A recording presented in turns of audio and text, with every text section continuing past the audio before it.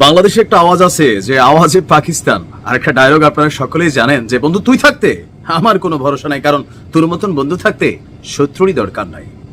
ভাবা যায় যে একটা আওয়াজ দিয়া তারপরে ঠিক পর মুহূর্তে আপনি মাঠ থেকে সরে যাচ্ছেন, খামাখাতো ভাই আরেকটা দেশের বিপদে ফেলছেন। যখন ইরানের একজন মন্ত্রী বলছে, সাবেক সেনাপ্রধান না, রানিং একজন ঊর্ধ্বতন সামরিক কর্মকর্তা, যে যদি ইসরায়েল ইরানে পরমাণু হামলা চালায় বা পারমাণবিক কোনো অ্যাক্টিভিটিস নেয়, পাকিস্তান ইসরায়েলে পাল্টা পরমাণু হামলা চালাবে। গতকালকে পাকিস্তানের প্রতিরক্ষা মন্ত্রী খাজা আসিফ খুব গরম বক্তব্য দিয়েছিলেন।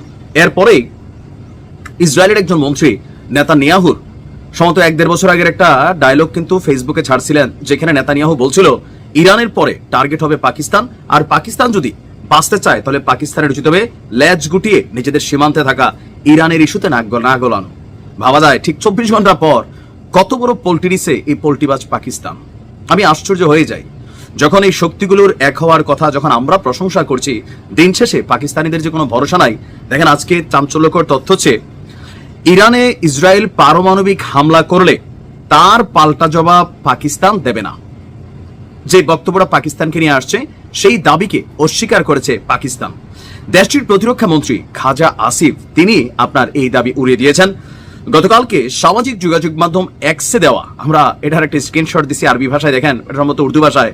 সেখানে এক বক্তব্যে পাকিস্তানের প্রতিরক্ষা মন্ত্রী বলছে, পাকিস্তানের পরমাণু কার্যক্রম শুধুমাত্র পাকিস্তানের জনগণের কল্যাণেই ব্যবহৃত হবে। শুধু তা না, এতটুকু বইলেও কিন্তু থামতে পারতো ইসরায়েলকে খুশি করার জন্য অথবা ডরে। বলতেছে যে প্রতিবেশীদের নিয়ে, মানে পাকিস্তান এবং ইরান কিন্তু প্রতিবেশী রাষ্ট্র, লম্বা চূড়া একটা সীমান্ত আছে, প্রতিবেশীদের নিয়ে কোন ধরনের ষড়যন্ত্রে পাকিস্তান জড়াবে না বলে নিশ্চিত করেছে খাজা আসিফ।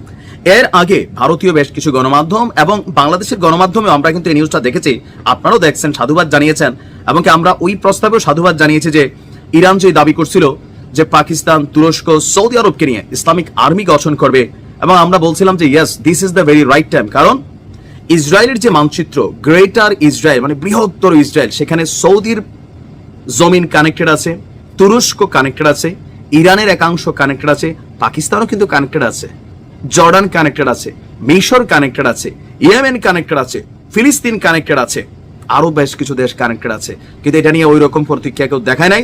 যখন সময় ছিল এখন ইরানের পাশে দাঁড়ানো, কারণ ইরান পরীক্ষিত বন্ধু। আপনি ইরানের বন্ধুত্বের রেজাল্ট যদি দেখতে যান, রাশিয়া ইউক্রেন যুদ্ধে আপনি ইরানের বন্ধুত্বের প্রমাণ কিন্তু পেয়ে গেছেন। সারা পৃথিবীকে, পশ্চিমাদেরকে বৃদ্ধাঙ্গুলি দেখিয়ে রাশিয়ার প্রতি যে ভালোবাসা দেখিয়েছে, এটা একটা জ্বলন্ত উদাহরণ। রাশিয়ার উচিত গোপনে টোপনে না দিয়া, কারণ গোপনে আপনার পিছনে কে আছে এটা তো পৃথিবী দেখছে না, আপনার দরকার প্রকাশ্যে সমর্থন দেওয়া। এখন পাকিস্তানে যে আওয়াজ টাওয়াজ দিয়া খেলা হবে বলে মাঠে নামাইয়া পরে দেখা গেছে যে পারস করে উঠা যায়, আপনি কি বলবেন পাকিস্তানকে নিয়ে? জাতি হিসাবে আমি মনে করি যে এটা পাকিস্তানের জন্য খুবই লজ্জাজনক। এই পরমাণু টরমাণু নিয়া ওই ভারতের সাথে হামসি তুমসি হ্যান কারেঙ্গা ত্যান করেঙ্গা, অপারেশন সিন্দুর, অপারেশন সোহাগরাত, এগুলোর মধ্যেই সীমাবদ্ধ। আমি তীব্র নিন্দা জানাচ্ছি। আর পাকিস্তানের উপর ভরসা করে যারা মনে করেন ওরে বাংলাদেশে কিছু হইলে ভারতের সাথে পাকিস্তান আসবে, নমুনা দেখছেন তো? বাংলাদেশের সাথে পাকিস্তানের সীমানাও নাই। সীমানা যাদের সাথে আছে, এই মুহূর্তে সারা পৃথিবী যে দেশটার পক্ষে সাপোর্ট দিচ্ছে, তাদের পক্ষ থেকে পাকিস্তান সরে দাঁড়াইছে। আওয়াজে পাকিস্তান এমনি বলে না। ভালো থাকুন।